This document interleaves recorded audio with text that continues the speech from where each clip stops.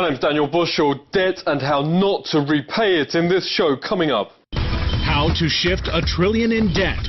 Why love and money don't mix. And the fate of the euro in a three-way shootout.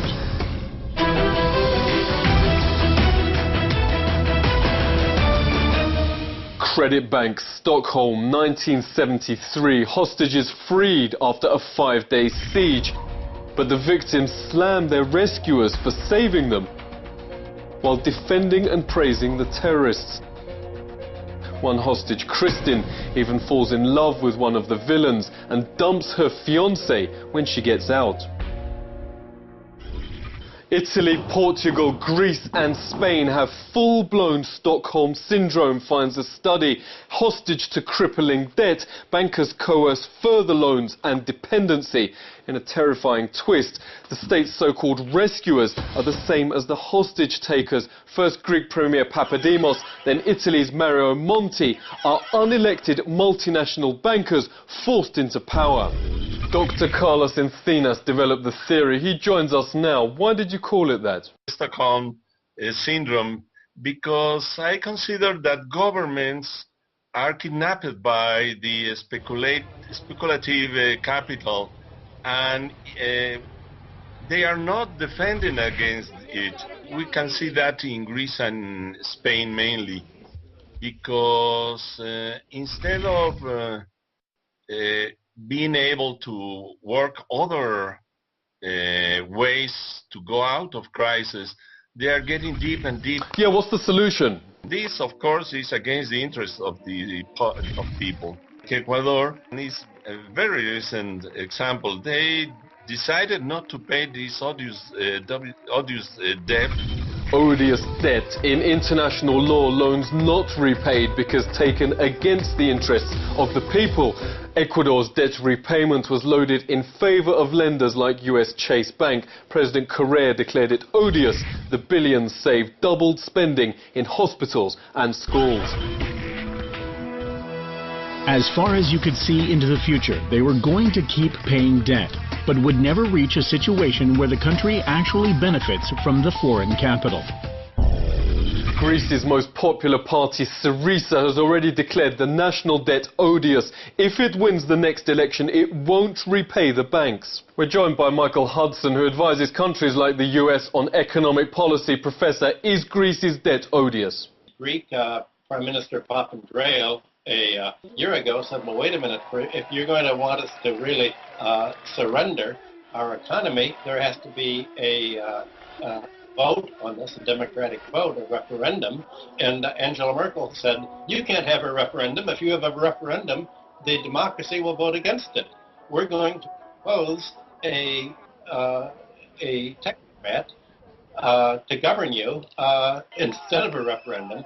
So all of this is not part of the traditional political process that is assumed to be a requirement for taking on a debt that is binding on the population as a whole. If the population doesn't vote for the debt is odious. Yeah, democracy replaced by debtocracy, but is this in the public interest? When a bank makes a loan, they're supposed to do due diligence and say, wait a minute, is this loan a viable loan? In other words, is the borrower creditworthy? And the definition of creditworthy is, can the borrower earn enough money off the property or off the corporate activity to repay the loan with the interest that's due? They didn't do this for governments. In governments, it's just, do you have enough police power and power to grab the assets, to let us strip your assets and take them away? The terms of the bailout call for Greece to sell off its land, especially tourist land, its offshore oil resources, turn the property over to us. That's how you pay. That's not the normal course of business. It's reached the point today where finance is aiming at the same objectives that a military war. Banks now waging military wars. Let's speak to Greek journalist Nicholas Motas. What's the effect of this on the ground? Since 2009, there have been more than 3,000 suicides and suicide attempts by people who could not pay off their debts. Yeah, Greece just got more big loans from foreign banks. Does this at least bring hope? In 2008, in the beginning of the present crisis, the debt of the Greek government was 263 billion euros. According to the recent bill passed in the parliament on November, the governmental debt will be at 346 billion euros. Banks say to the Greek people is make some painful sacrifices, and in exchange we are going to reduce the debt. But that has been proved to be a huge lie. Sacrifice like 1 in 2 youths out of work has brought the Club Med for this.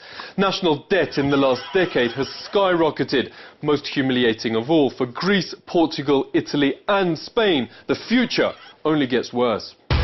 Here's how Spain's banks loaded 1 trillion on the taxpayer. Private lenders gambled and built 3 million houses people can't afford. One of them, Bankia, runs up assets worth 1/3 of the national economy. Claiming they're too big to fail, government chums nationalise them, turning a bankrupt bank into a bankrupt nation. The worst kept secret on the markets is no one will touch the euro, while 4 of its members at least are on the brink. Hardly anyone actually trades euros anymore. Random walk of the drunken offspring of a failing marriage. Bookmakers don't give Greece a sporting chance. They've stopped accepting bets on the country's euro exit. It's all turning people not just off the euro, but off the European Union itself. Britain's anti-EU party just beat the ruling Tories to gain record support in elections. Its Checkmate, the Free Citizens, was founded by Peter Mack, a disillusioned advisor to the country's president. EU prison rules, he told me, stop nations putting their house in order. We have experience with Czechoslovakia, and after Czechoslovakia broke up in 1993, then the relations between Czechs and Slovaks have improved, and currently the relations between these 2 nations are better than ever. And the reason is that each nation is responsible for its own matters. Greece will need more loans until it leaves the Eurozone. So I think that eventually the Eurozone will have to break up anyway. But how do you actually quit the currency? Wolfgang Munchal's researched just that at the Financial Times. He joins us now. So how do you leave the euro? There's no EU law that stops, Greece from imposing, a default. There would be emergency laws. Naturally, you would have to basically collect all the money, stamp the existing banknotes to, make them Greek euros. So it's quite a bit of stuff that you need to do in order to and you need to impose bank holidays. So this is not doable in a weekend. So you'll probably have to close down the banks for about a week. Yeah, if Greece goes, what'll happen? Portugal is in between Spain and Greece. It has some of the characteristics of Greece, a very poor country, and it has some of the characteristics of Spain with a high private sector indebtedness, especially foreign indebtedness. So Portugal, if Greece could go, then Portugal could go as well. So these are the 2 countries that are most endangered. If Spain were to go for some reason, the Eurozone would be in real trouble. Right, Greece looks weak, but that actually puts Athens in a strong position. If you talk about Stockholm syndrome, there is a certain amount that they become kind of voluntary captives in the system. Southern European countries that have been only recent democracies like Greece and Spain and Portugal, there is a certain fear of among the political classes to stand up to Germany or to stand up to the ECB to say, look, unless we get this rescue done on our terms, we will leave the Eurozone and then you take the losses. I would assume that Germany would not like that. Germany would really be scared of anyone leaving the Eurozone because there are risks involved, and the German political leadership is very risk averse at the moment. So I think they would probably have, the Greeks, the Spaniards, the Portuguese probably would have a much stronger hand than they think in their, if they stood up to Germany. So if Greece stood its ground, the banks, Greece,